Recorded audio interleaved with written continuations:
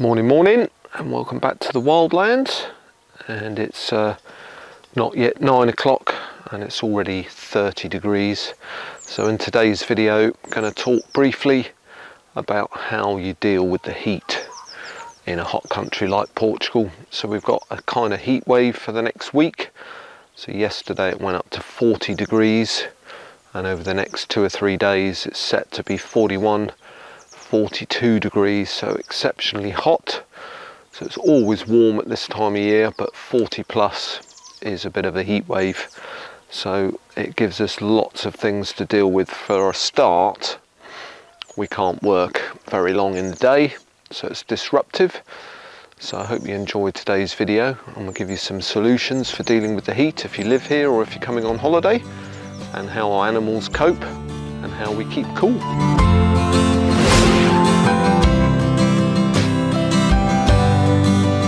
In July 2021, with the increase in travel restrictions caused by Brexit and the pandemic, we decided to buy off-grid land in Portugal to live a more sustainable lifestyle. Follow along with our journey as we turn our beautiful but derelict land into our very own slice of off-grid heaven. Wildlands.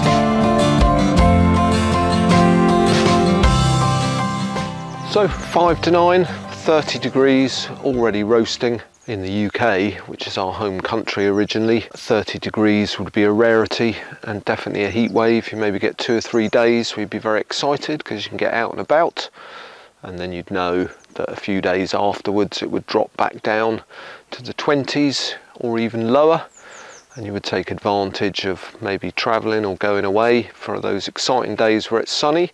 But here it's basically hot every day. And the next 3 months you get maybe 1 or 2 cool days, maybe a little bit of rain in June, and then that's it. July, August, September, just hot, hot, hot, hot every day. And in August you can be guaranteed of weather like now. So how do we stay cool? The answer is with great difficulty. So first of all, let's have a look at our animals, starting with the chickens. So Missy's built them a little pond, which they've really been enjoying. So you'll see at the back of the chicken coop, just there, that's the permanent roof, which covers half of the indoor chicken pen. So they get shade for most of the day. At the moment it's not in the shade, but Missy's also used some of our spare capillary matting from the cold frame, draped it over the roof, which you can see at the front of the roof to give them extra shade. And as I mentioned, she's put in this little pond. It's more like a large muddy puddle. And as well as the water keeping their feet a bit cool, it's obviously good for bugs. So they're very appreciative of that. They've also got their sand trough, and the sand keeps cool, and they like to nest on that to try and get a bit of their body heat down. And you can see from Dina, she's particularly fluffy and a larger lady. So she struggles the most in the heat. She spent a lot of time yesterday sitting and paddling in the puddle. One of the other considerations is the heat for our fruit forest and garden. You see the tomato here, which is this guy here. He's got the most sun at the top of the border, and he's got leaf curl. This is caused by too much sun and heat. So to try and counter that, he curls his leaves up to try and maintain some of the moisture, and they dry out. But you can see he's got some big tomatoes already starting to go red. Doesn't affect the crop, but we have had to be watering our tomatoes twice a day. So once in the morning about 6 or 7 o'clock, and then later in the evening after 8 or 9 o'clock when it's cooled down. So hopefully it won't affect our crop, but it does mean there's a lot of extra work watering. So one of my bananas, despite being a tropical plant, is suffering. Again, he's at the top border, about 10 foot up from the tomato. So it's 9 o'clock and he's already nearly in full sun, and his leaves are struggling and it's just too warm. So this top bed gets particularly hot as it has the most sun for the longest part of the day, with the exception of Martin's garden. It's really, really hot. So again, here, even watering twice a day, The leaves are struggling with the heat of the sun blasting on them for 12 hours or more per day. So it's all a learning curve with where and what to plant where. So you can see we've now got 4 IBCs here. You remember from previous videos, this is down by the cold frame. With 2 at the bottom, we've now put 2 on the top. Only just installed the plumbing on this one. So one of the concerns is when we arrived at Wildlands last August, the well was very low and the little stream or river at the very bottom just by the well was dry and just mud. So we don't actually know how much water we can extract from the well in August. So our plan is we've now got 10,000 litres of IBCs and we are slowly filling them all up but using water every day. Yesterday we used 1,000 litres where we did a massive water due to the real heat. So we're going to have to be doing that in August. So the plan is that if we can use between 250 and 500 litres a day, then we should be able to last the whole of August with just our 10 IBCs full of water. And again, as I said earlier, it's a learning curve. We don't actually know if 10,000 litres of water will be enough, but we're erring on the side of caution. That's obviously quite a lot of water, but got to try and keep the fruit forest going through August. And it is a mammoth task watering. Yesterday it took us over 3 hours, so it's like a full-time job. And when it's 40 degrees, you can't skip a day, can't do spot watering, you have to do a real thorough watering. So we've got a very simple system. Just got a hose pipe, and then we take this off, fill up the watering can, and we do have enough pressure from some of the IBCs to use handheld sprinklers, which is great. We can also use the pump at the well connected to a hose and a sprinkler, but half of our watering is simply daisy chaining and filling up loads of watering cans and then just going round and watering.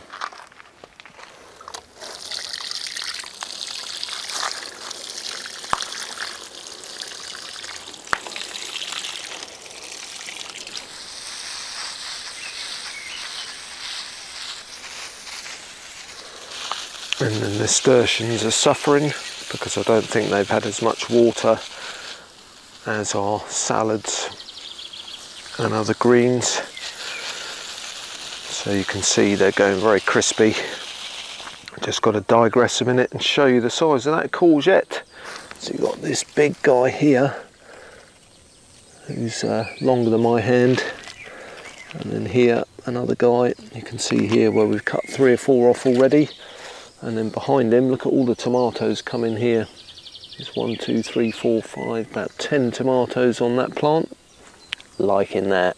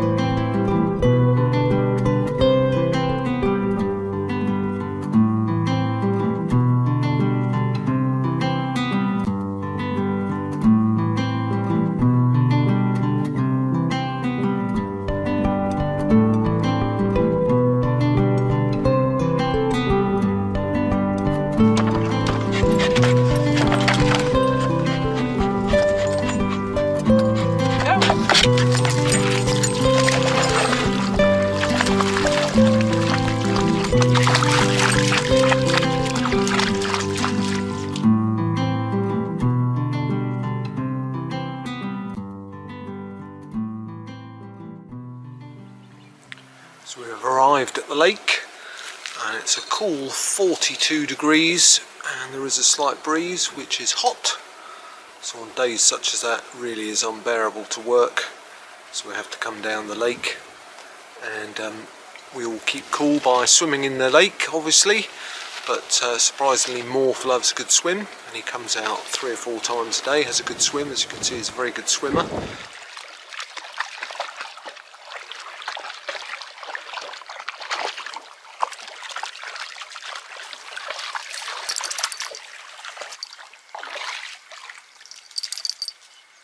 And Juan you will have seen before.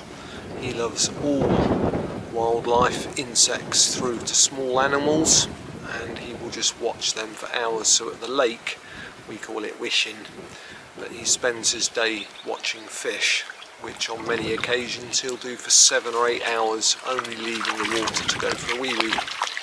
So you can see him pottering about behind me, and he gets very excited when he sees a little fish, wags his tail, bless him, and that's his hobby. So I'm just going to go off for a swim. Not much of a swimmer, but a bit of a dip to cool down, and then it's time to have a little rest.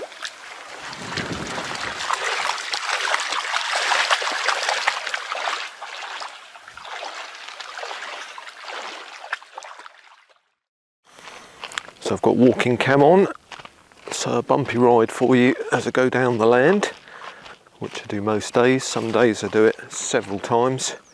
It's about a 10-minute walk, and the land's all very overgrown following the spring.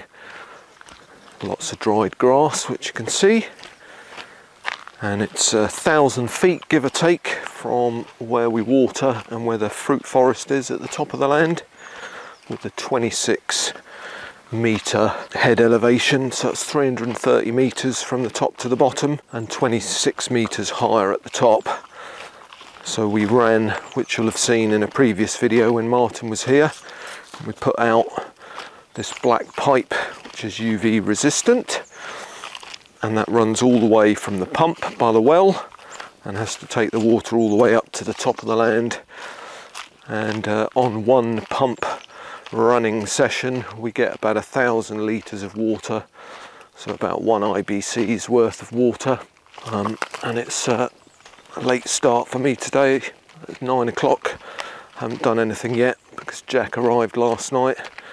We had one beer which turned into several one beers, so I've got a bit of a hangover, and no Missy on the video today. She's got a fever which she caught off Rosie. Rosie's been very ill for about 3 days with a very high temperature, so it's down to me at the moment to go down the well and then go back up the top and get some watering done. But I'm just going to stop. I'm at the halfway point, and the halfway point still with walking cameras by the ruin, but I want to show you these holes. We're not quite sure what's dug them. We think probably a brown badger.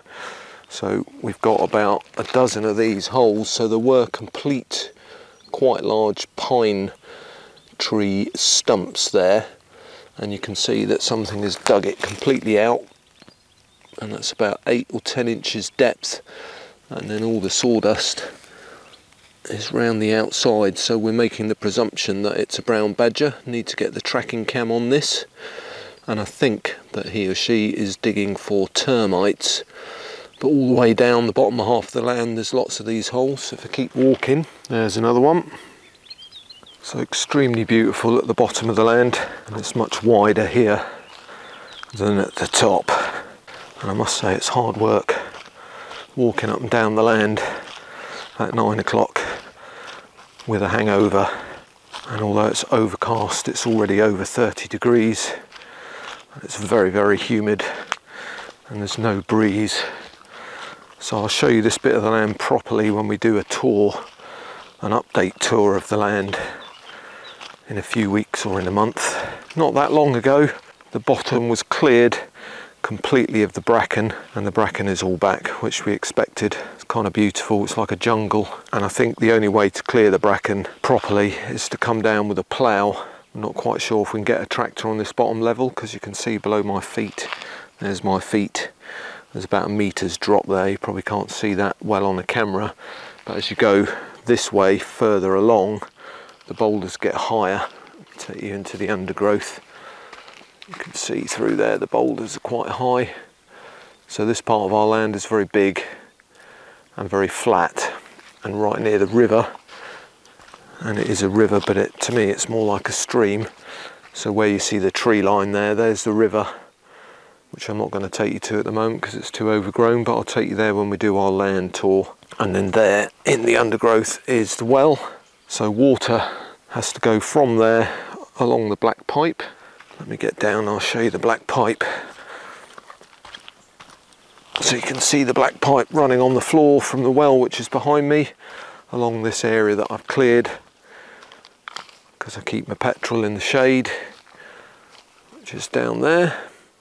And you can see now that I'm stood here, the bracken is actually as high as me and there's just no access, but it's extremely flat here, as I mentioned a minute ago. So I think our plan in the long run, if we weren't so skint, would be to put a yurt here and dig out a swimming pool, a natural pool, so that we can maybe live down here or maybe rent it out. But back to water. So I'll show you the well, and the level of the well hasn't really dropped much in the last month. You can see the green pipe going in, and on the bottom of the green pipe there's a one-way gauze so that we don't suck up any of this spirogyra and algae in the well. We've got frogs in the well, so although it looks like the water might not be clean, the water is absolutely beautiful and is probably suitable for drinking, as we have frogs, but we're not drinking it as we want to have it tested at some point before we do that. So it comes up the green pipe into the pump, which is just here, and then all the way up the land. So it's a Honda pump, it's a petrol pump, so not very ecologically sound to a point, but because of the distance going from here to the top of the land, we would have needed 3,500 kilowatts of solar to run a decent solar pump, which is roughly speaking £1 a kilowatt, give or take, so €3,500, which we couldn't afford. So we got this £500 pump, which does the job, and we just have to fill it up with petrol and then get it running.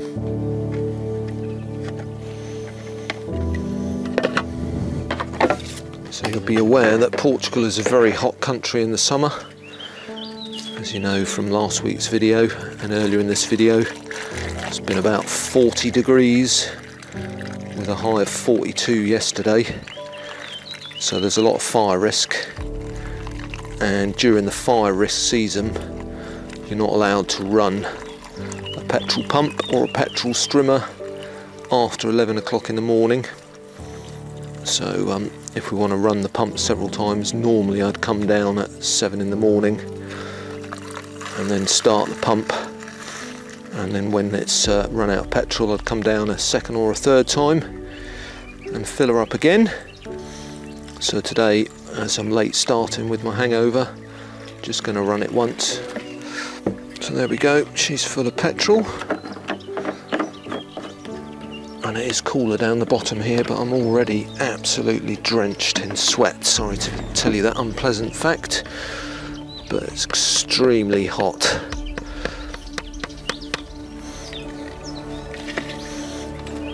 I'll just get the lid screwed back on.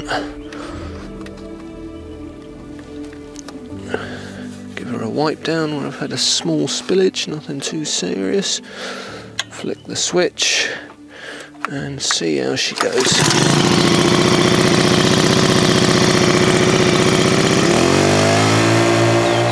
So pump's on, and you can hear it's quite loud. So luckily we don't have any neighbours.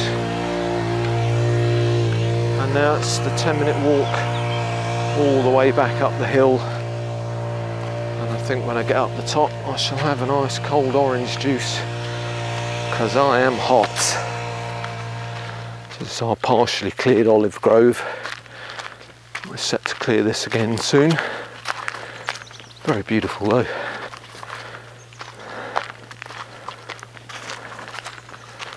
You can see the pipe on my left, which is now running water up to the top. Very out of breath. So you might wonder if I'm unfit. Well, there's one hunting a lizard. And when we first moved to the land, Missy and I would have to stop halfway at the ruin when we were coming up, and literally had to stop because of the hill versus the heat, and we'd have to have a rest. So since I've been here, my stamina's gone up, so I can walk all the way down, start the pump, and then all the way back up. And it's probably good for me at my ripe old age. So I'm going to have a sit with a drink. Got a can of cheap Red Bull, which is terrible stuff, but my morning poison, as I can't drink coffee, So I'm just going to enjoy that. And then I'll show you what the pump is doing for us this morning. So today I'm filling up this one, and I've already put a couple 100 litres in there while I've been sitting on me sneaky naughty Red Bull. So it's worth pointing out that when I lived in a house, I have to be honest, so I took water for granted. So I did pay me water rates, we had a water meter, but when you have a shower, you just turn the tap and you have an amazing shower. Washing up, watering your garden, you've got an endless supply of water. You don't really give it much thought other than paying the bill. You just always have water. You can drink water out the tap, and very nice and simple. When you live off grid, or even if you're living in a van, water becomes a major consideration. How are you going to get water? Where are you going to get water? How are you going to store it? Is the water available? So for us, we've got two lots of water issues. So we've got the fact that, as I mentioned earlier, we've got to pump the water from the top to the bottom, which obviously costs us money in petrol and time walking up and down the land. Then we have to store it. So these IBCs here are just for watering, so we've not covered them yet, and you can see we've got spots of algae, but we're not too bothered because we're just watering our plants. So you can see just got a hose pipe that's coming off the pump fittings, and there's the water coming out to get a reasonable pressure. So you can connect the hose to a sprinkler, the handheld ones which you've seen before. So I'm going to go off and do some watering. So if you watched our shade house build about 6 months ago, 4 IBCs connected together, one outlet with a tap on the side round the corner. So I'm at the bottom of the land now. I've just filled up this watering can so that I can go and get the chickens some water in their little paddling pool. While I'm here, let me show you this, never ceases to excite me. Open up the lid. 4 eggs. So I'm averaging 4 or 5 eggs a day. So Gloria lays a tiny white one, so she's not laid today. And they've started this cute little habit of they always lay all the eggs here. So if there's 5 eggs, they're all in the same nest, which is quite sweet. So lovely, 4 eggs today, look at these, nice. So that's my lunch sorted. Thank you very much, ladies. Come on, big girl. Oh. So this is Dina, you've met her before. She's a previously abused and rehomed chicken. So the poor girl has part of her beak missing, and she was very scared when she arrived, but she's a lovely lady, but she's about 3 times the weight of the others. And she says, thanks very much for that, Dad. Oh, I've got some nice food. And these pots here are colocasia and alocasia, which are nams, and you can eat the roots. And they're one of my pride and joys. I had to import the bulbs from Indonesia, which was not particularly cheap, but they grow into massive plants, and you can eat the bulbs when they start expanding. And I'm diversifying into my plant obsession here, and those big ones you can see there are Carna Durban. It's one of the rarest Carnas you can obtain. Very, very expensive to buy in the UK, maybe 30 to 50 pounds a plant. And again, I imported these bulbs from Holland. And then interestingly enough, this row of plants here, they're the same. They're also Carnas, but they're not Carna Durban. They're Carna indica, which have red flowers usually, and I've got 4 or 5 different types there, but those ones are grown from seed, and they're very hard to grow from seed because the seed's bulletproof. So I've planted quite a lot of them and not had many come up yet, but these ones are starting to get nice and big, and as they grow up, they then develop their own tubers, and again you can propagate them, and Bob's your auntie. And these guys are turmerics and gingers, suffering a little bit in the heat. Lovely plants. And bamboos I've propagated myself. So each pile of bamboo, so this one pile, of which probably about 80% are taken, came from one original bamboo plant. So again, saving them up for the nursery and for future years to make hedges and windbreaks.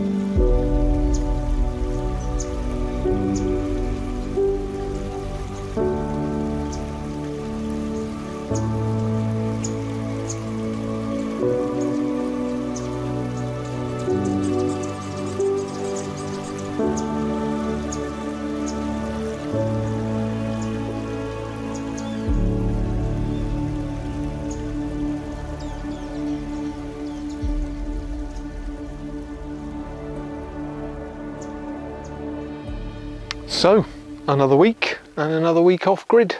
So thanks very much for watching. And as I mentioned briefly, Missy's very ill. She's got a terrible fever. So I hope she's well and better for next week's video. Must admit it's been quite tough doing all the jobs, particularly with all the watering. There's been so much watering while Missy's been unwell. So hopefully she'll be with you in next week's video. And as always, thanks very much for watching. Please do give us a like if you've enjoyed the video. And if you've got any questions about off-grid, or if you're thinking about moving off-grid, do leave us a comment, or let us know what you think of the video. And I think I'm going to go off and have a nice cool shower outside, as it's currently 40 degrees and it's 5 o'clock at night, absolutely roasting.